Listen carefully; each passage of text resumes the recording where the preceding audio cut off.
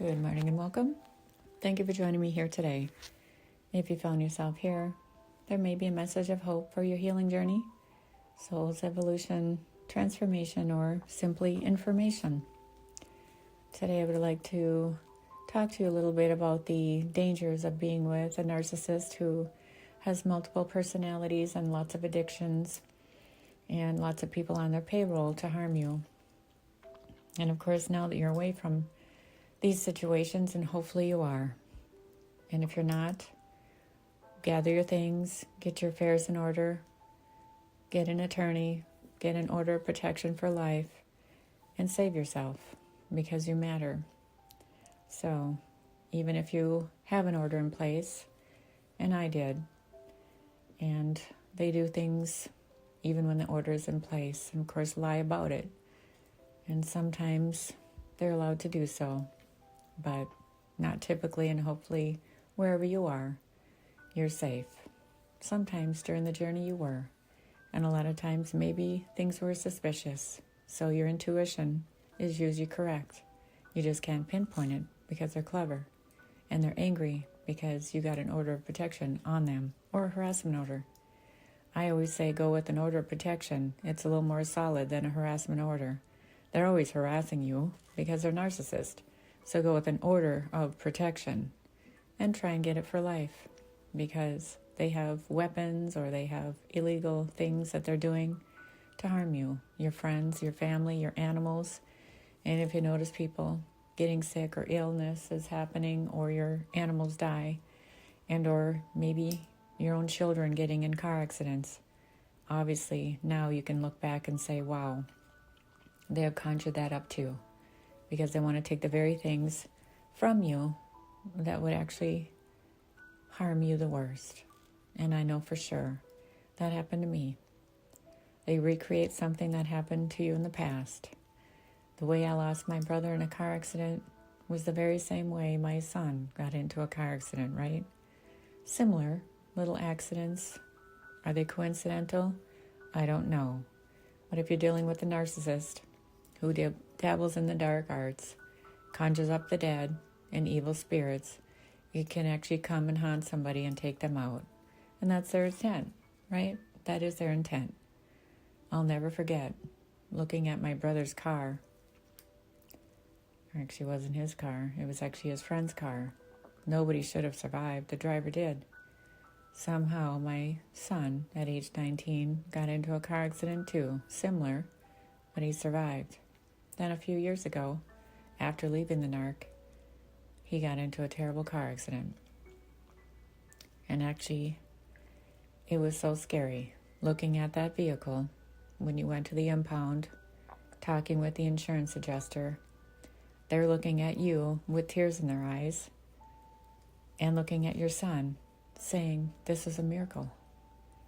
And you look at the vehicle. I'll never forget it. How did he survive? Unconscious, head on the wheel, water up to his chest, in a cornfield, somehow in a swamp. When they pulled it out, somehow he survived.